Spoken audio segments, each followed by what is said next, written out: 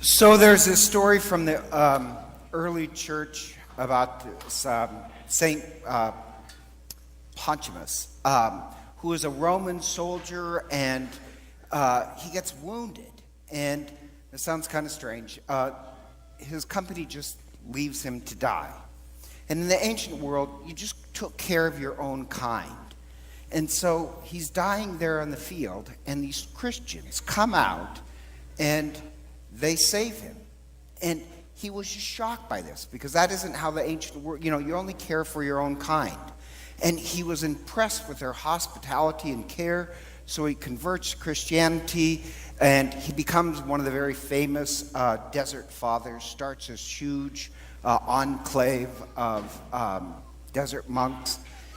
And he said the thing that saved him was the hospitality of Christians. In one sense, that reminds me of today's gospel, but it's going to be a little complicated.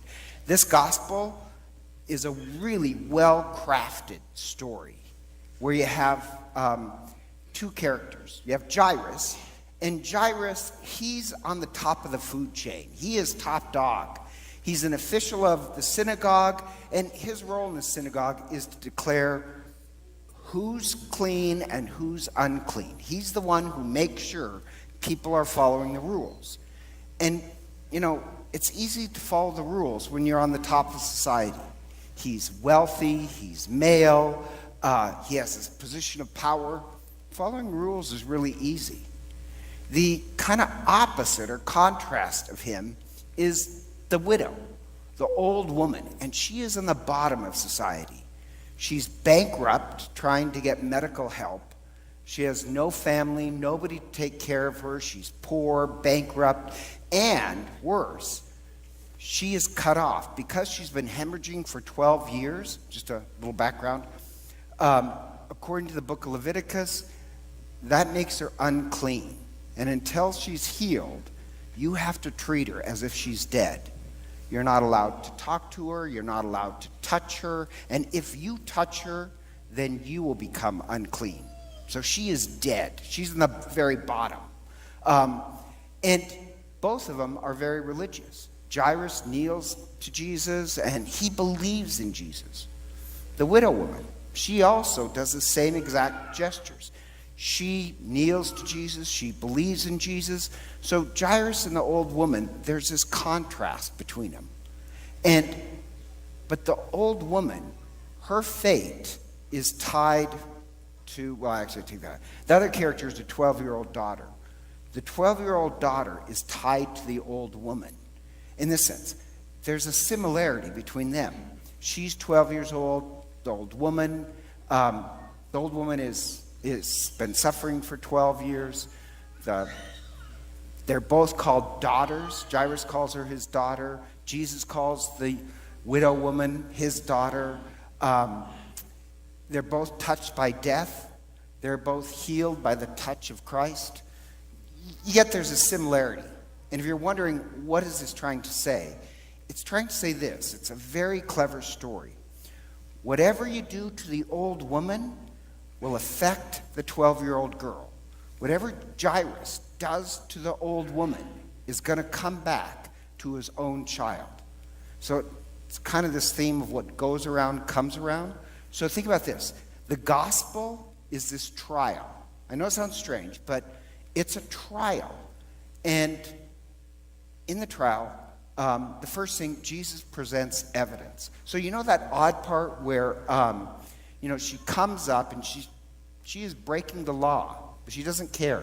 Faith gives her this power to break the law, and she comes up and she touches Jesus' prayer tassel, which is called a wing. Jews had prayer shawls, and when you're baptized, you're put this white garment, that's a prayer shawl of Christ that you're covered in. She touches his prayer shawl. And the reason why is that there's this prophecy that under the wings of the Messiah, the wings is your prayer shawl, under the wings of the Messiah, you'll find healing. So she breaks the law, and she goes and she touches Jesus' prayer shawl, and she's healed. And then Jesus does this really bizarre thing where, to me, it's almost comical, where he turns around and says, "Somebody touched me. Who touched me?" And, they're packed in there like sardines. It is like Christmas Mass where, we're all on top of each other. And somebody touched me. And even the disciples pick up the ridiculousness because the apostles ask, we're packed in here like sardines? What do you mean? Somebody touched me. And he makes why does he do this? He makes the old woman say what happened. Why does he do that? It's a trial. He's making sure everybody knows the evidence. And the evidence is this: she is unclean. And according to the book of Leviticus, you must treat her as if she is dead. And if she touches you, then you're unclean. And if they're all packed in there, what does that mean? It means Jesus is unclean. It means everybody here is unclean. We're all touching each other. So this is a big problem. That's the evidence. And so the trial is this. If Jairus' job is to declare who's clean and unclean, it's Jairus who is on trial. And the trial is this. At this point, Jairus should say to Jesus, you can't come to my house. You have to go, everybody here has to go do the rites of ablution, which it'll be a week, which means his daughter will stay dead. It's very clever. If Jairus says this woman is dead and now we have to go purify ourselves, then his daughter will stay dead. Whatever you do to one will affect your own family. It's a crafted story. And the verdict is this: Jairus doesn't care. Jairus' silence is, I don't really care about those rules and regulations anymore. He's brokenhearted. The old woman, she's brokenhearted because she's been treated like dead for 12 years. Jairus, it says, is brokenhearted because he's concerned about the fate of his little daughter.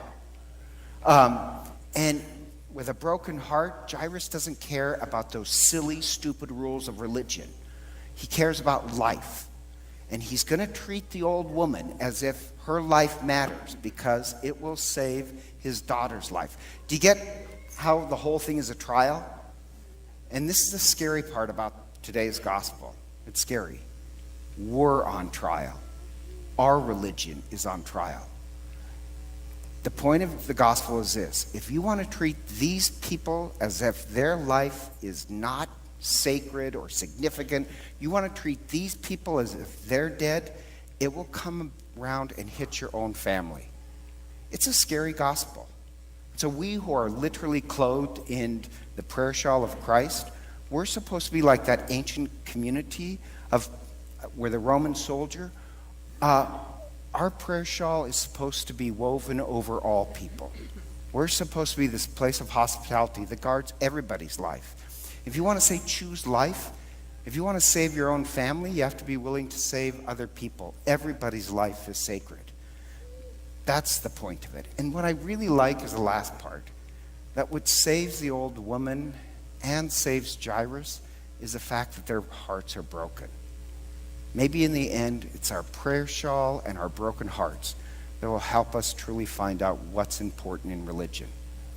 But the point is this: we're on trial. And how we treat the least is what is going to happen to us. And so, together, let us stand and profess our faith.